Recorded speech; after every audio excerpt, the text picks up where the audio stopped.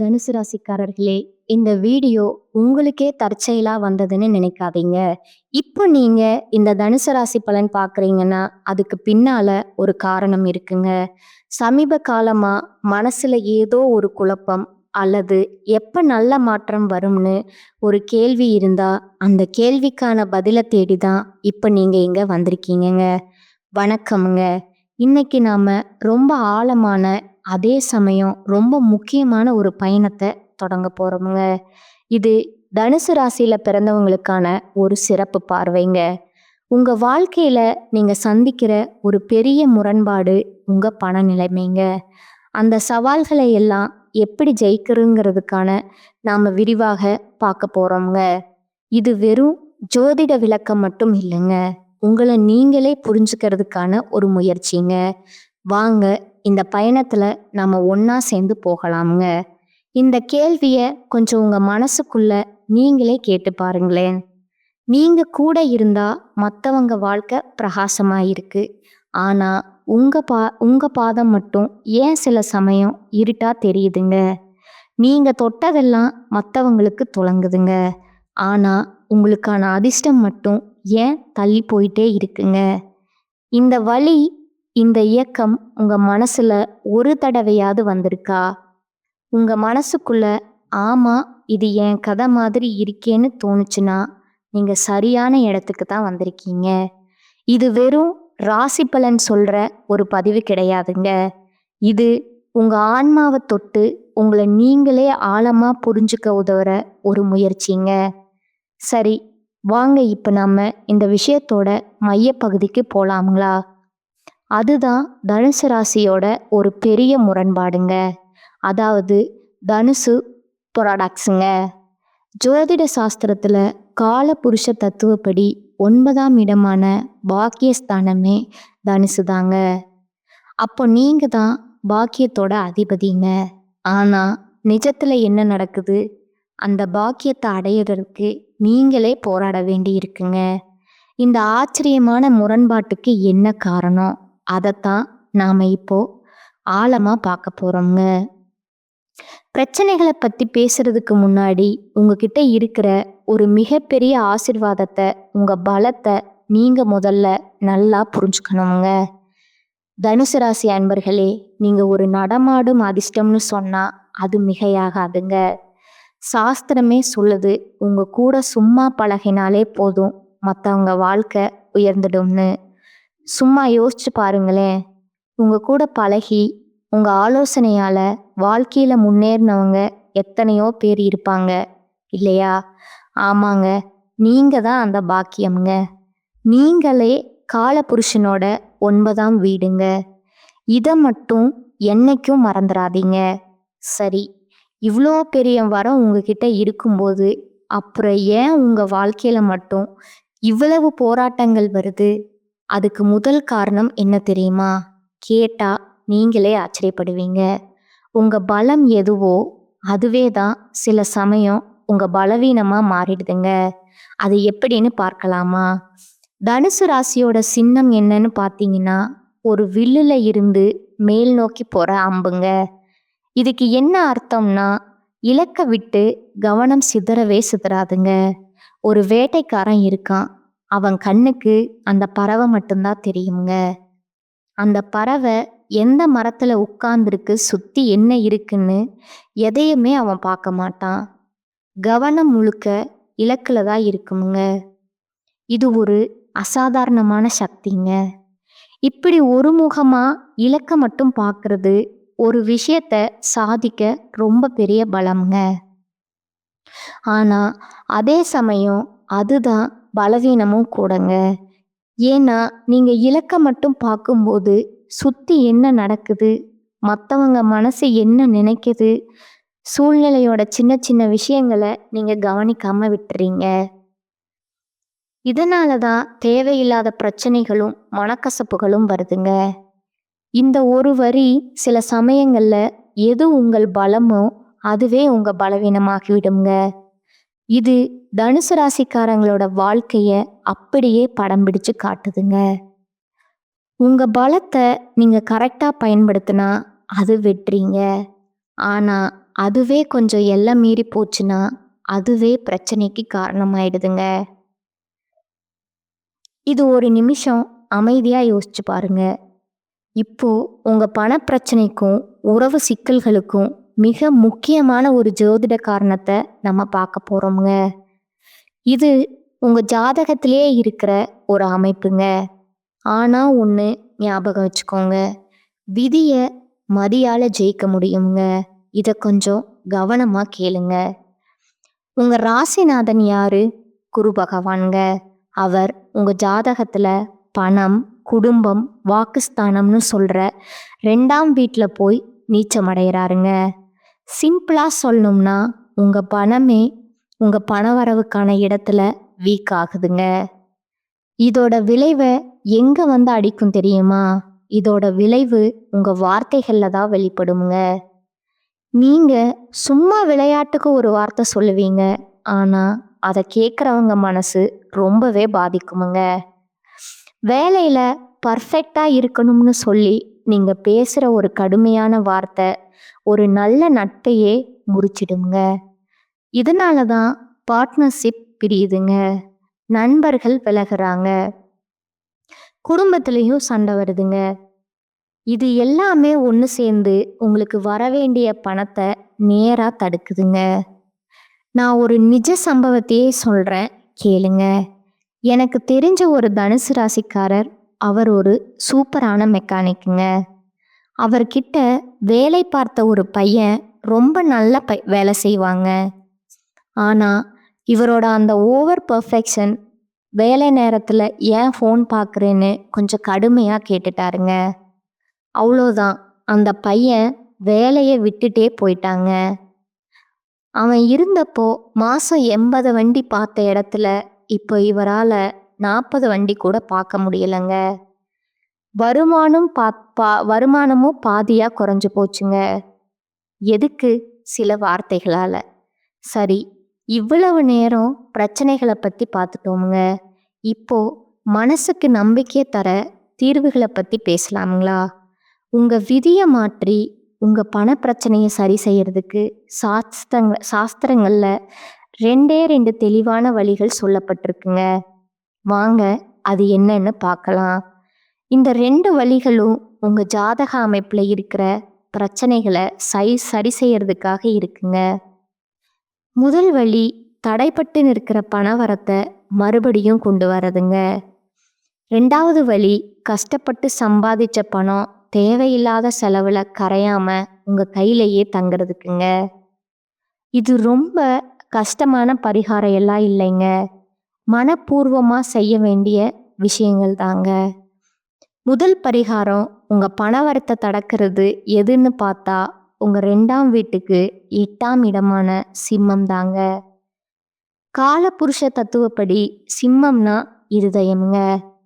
அதனால தான் திருநின்றீர ஊர்ல இருக்கிற இருதயாளீஸ்வரர் கோவிலுக்கு போய் நீங்க மனம் உருகி வேண்டிக்கிட்டா அந்த இருதயம் மாதிரியான தடை விலகி பணவரவுல இருக்கிற தடைகள் எல்லாம் நீங்குங்க, வருமானம் சீராக ஆரம்பிக்குங்க.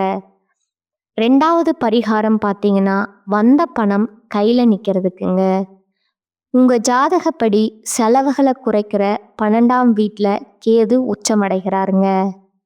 இதனால உங்க செலவுகள் பெரும்பாலும் வீண் செலவா இல்லைன்னா ஆஸ்பத்திரி செலவா தான் போகுங்க. இதை நாம சுபவரயமா, அதாவது ஒரு நல்ல செலவா மாற்றணுங்க. அசுப செலவுகளை புண்ணிய செலவுகளா மாத்துறது ஒரு சக்தி வாய்ந்த கர்மா பரிகாரம்ங்க. இதை எப்படி செய்யறதுன்னா, திருவண்ணாமலை கிரிவல பாதையில ஆதரவில்லாம நிறைய பேர் இருப்பாங்க இல்லையா, அவங்க எல்லாரையுமே கேதுவோட அம்சமாக தான் பார்க்கணுங்க. அவங்களுக்கு நீங்க போர்வையோ, பாயோ, சாப்பாடோ, தண்ணியோ உங்களால் முடிஞ்சதை தானமாக கொடுக்கும்போது உங்க வீண் செலவுகள் எல்லாமே புண்ணியமாக மாறிடுமுங்க. கெட்ட செலவுகள் தடுக்கப்பட்டு பணம் உங்ககிட்ட தங்க ஆரம்பிக்குமுங்க. இப்போ நாம் இந்த பதிவோட நிறைவான பகுதிக்கு வந்துட்டோமுங்க. நாம் இவ்வளவு நேரம் பேசினதோட சாராம்சம், உங்க விதியை உங்க கையால் மாத்துறதுக்கான சாவிங்க. அதைத்தான் இப்போ பார்க்க போறோமுங்க. இது ரொம்ப ரொம்ப முக்கியமான பகுதிங்க. வள்ளுவர் என்ன அழகா சொல்லியிருக்கார் பாருங்க. இனிய உளவாக இன்னாத கூறல் கனி இருப்ப காய் கவர்ந்தற்றுன்னு. அதாவது நல்ல வார்த்தை இருக்கும்போது கடுமையான வார்த்தை பேசுறது, பழம் இருக்கும்போது காய் பறித்து சாப்பிட்ற மாதிரிங்க. உங்க பிரச்சனைக்கான மிகப்பெரிய தீர்வு 2000 வருஷத்துக்கு முன்னாடியே சொல்லியாச்சுங்க. நல்லா பேச முடிஞ்சா பேசுங்க, இல்லையா அமைதியா இருந்துருங்க. உங்க மௌனம் கூட உங்களுக்கு வெற்றியை தேடி தருங்க. நீங்க எந்த கோயிலுக்கு வேணா போங்க, என்ன பரிகாரம் வேணா செய்யுங்க. ஆனா உங்ககிட்டயே இருக்கிற மிகப்பெரிய பரிகாரம் என்ன தெரியுமா? உங்க நாக்கு தாங்க. உங்க வார்த்தையை தான் உங்க செல்வத்தை உருவாக்குதுங்க. உங்க வார்த்தை தான் அதை அழிக்கவும் செய்யுதுங்க. இந்த ஒரு உண்மையை நீங்க மனசார உணர்ற அந்த நிமிஷம் உங்க தலைவிதி மாற ஆரம்பிச்சிடுமுங்க. அதனால என் அன்பான தனுசு ராசி நண்பர்களே, இன்னைக்கே ஒரு சின்ன உறுதிமொழி எடுத்துக்கங்களேன். உங்க பேச்சை தேன் மாதிரி மாத்துங்க. கடுமையான வார்த்தைகளை இனி பேசவே வேணாம்னு முடிவு பண்ணுங்க. அப்புறம் பாருங்க, உங்க வாழ்க்கை பாதை எவ்வளவு பிரகாசமா மாறுதுன்னு. உங்க அதிர்ஷ்டம் உங்களை தேடி வரும் பாருங்க. உங்களுக்கு மார்ச் 15ஆம் தேதியிலிருந்து உங்களுக்கு சனியுடைய வக்ர நிவர்த்தியானது ஸ்டார்ட் ஆக போகுதுங்க. அதை தொடர்ந்து குருவுடைய வக்ர பயிற்சி, சுக்கிர பயிற்சி, சூரிய பயிற்சி, ராகு கேது பயிற்சி, 5 வருட கிரகங்களுடைய சேர்க்கைன்னு ஒவ்வொரு மாதமும் ஒவ்வொரு பலன்களும் உங்களுக்கு வரக்கூடிய நாட்களில் முழுமையாக கிடைக்கிறதுனால இனி வரக்கூடிய ஒரு 6-7 மாதங்கள் அப்படிங்கிறது ராஜயோகத்தை கொண்டுள்ள ஒரு நாட்களாகவே பார்க்கப்படுதுங்க. முதலாவதா சனியுடைய வக்ர நிவர்த்திங்க. தற்பொழுது சனி பகவான் மீன ராசியில, அதாவது குருவுடைய ராசியில வக்ர நிவர்த்தி அடைய போறாருங்க. அப்படி வக்ர நிவர்த்தி அடையறதுனால என்ன ஆகும்னு பார்த்தீங்கன்னா, இத்தனை நாட்களா நெகட்டிவாகவும் மைனஸாகவும் உங்களுக்கு கெடுதல் மட்டுமே பண்ணிக்கிட்டு இருந்த சனி பகவான் தற்பொழுது உங்களுக்கு ப்ளஸ்ஸாக மாறி உங்கள் வாழ்க்கையில் நீங்கள் எதையெல்லாமே இழந்துட்டு கஷ்டப்படுறீங்களோ அது அனைத்தும் திரும்ப பெறக்கூடிய ஒரு காலகட்டமாகவே உங்களுக்கு சனி பகவான் வரக்கூடிய ஒரு 6 மாதங்களுக்கு செயல்பட போகிறாருங்க. அதற்கு அடுத்ததா குருவுடைய வக்ர நிவர்த்திங்க. இத்தனை நாட்களா 2ஆம் இடத்துல குரு பகவான் இருந்ததுனால தான் பொருளாதாரத்தில் மிகப்பெரிய ஒரு பின்னடைவும் எந்த ஒரு முன்னேற்றமும் இருந்திருக்காதுங்க.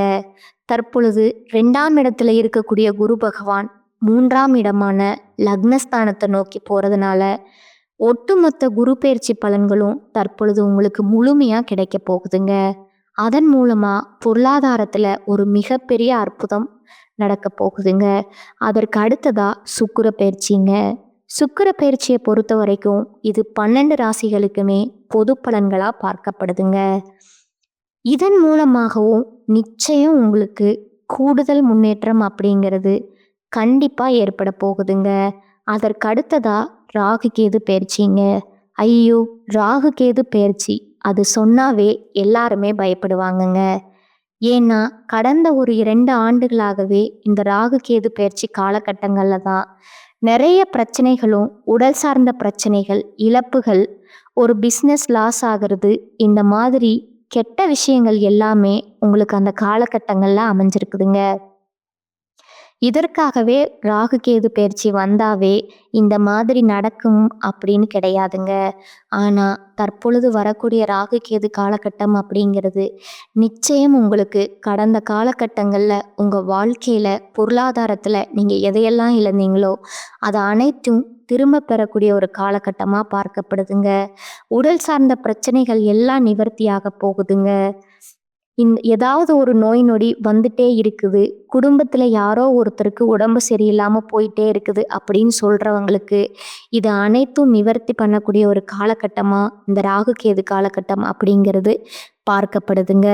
அதற்கு அடுத்ததாக பார்த்தீங்கன்னா 5 வருட கிரகங்களுடைய சேர்க்கை ஒன்றாக இருக்கிறதுனால பொருளாதாரத்தில் ஒரு மிகப்பெரிய உச்சத்திற்கு போகக்கூடிய வாய்ப்புகள் தனுசு ராசிக்காரங்களுக்கு அதிகமாகவே இருக்குதுங்க.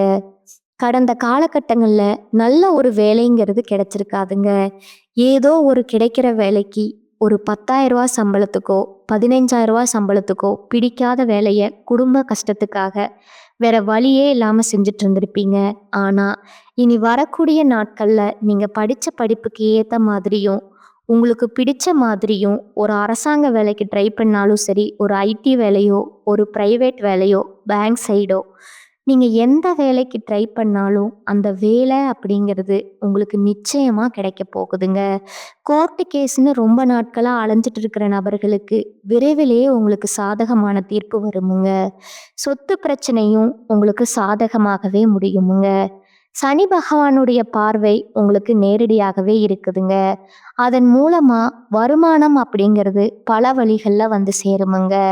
அரசியல்வாதிகளை பொறுத்த வரைக்கும் புதிய பொறுப்புகள், புதிய பதவிகள் தானாகவே வந்து சேருமுங்க.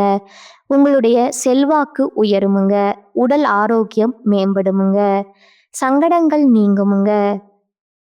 நீங்க உங்க திருமண வாழ்க்கைக்காக போராடிட்டு இருக்கிறவங்களுக்கு சீக்கிரமே உங்களுக்கு வரக்கூடிய நாட்கள்ல திருமண வாழ்க்கைக்குள்ள நீங்க அடி எடுத்து வைக்க போறீங்க. அதே மாதிரி குழந்தை பாக்கியம் இல்லாதவங்களுக்கு சீக்கிரமே உடல் சார்ந்த பிரச்சனைகள் அனைத்தும் நீங்கி குழந்தை பாக்கியம் அப்படிங்கிறது விரைவிலே உங்களுக்கு நடக்க போகுதுங்க. அடுத்ததா உங்களுடைய நட்சத்திர பலன்களை பார்க்கலாங்களா?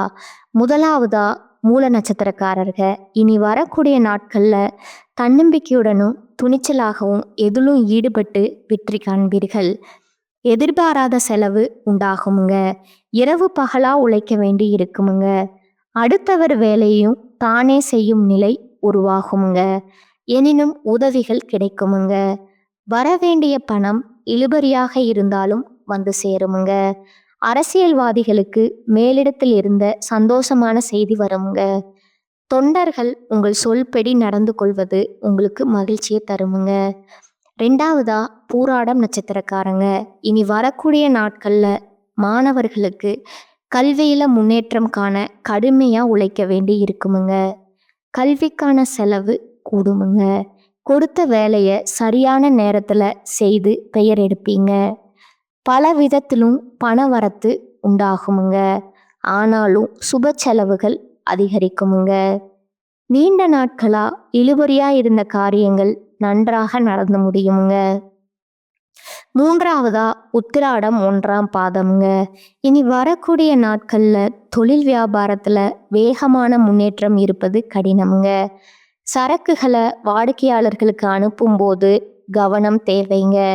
உத்தியோகத்துல இருப்பவர்கள் மற்றவர்களை நம்பி பொறுப்புகளை ஒப்படைக்காமல் இருப்பது நல்லதுங்க. எதையும் செய்து முடிக்கும் சாமர்த்தியம் வருமுங்க. கொடுத்த வாக்கை காப்பாற்ற பாடுபடுவீர்கள். வெளியூர் பயணம் செல்ல நேரிடுமுங்க.